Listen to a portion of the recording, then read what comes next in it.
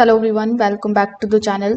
In today's video, I'm going to show you exactly how to delete the Replit account in 2026. For that, first of all, you need to come here on replit.com. Afterwards, you just have to log in into your account if you haven't already. Now, when you log in into your account, you are going to see this type of dashboard in front of you.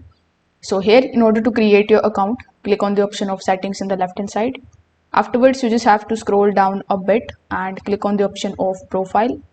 Now, when you are here inside your profile, you just have to scroll down and keep on scrolling down until you find this last option of delete account. So over here, right next to it, you will see this option that says request account deletion. So you just have to click on this particular option and then click on the option of yes, delete my account in order to confirm the account deletion. So that's how you can basically do it. If this video helped you out, make sure that you like this video and subscribe to the channel. Thanks for watching.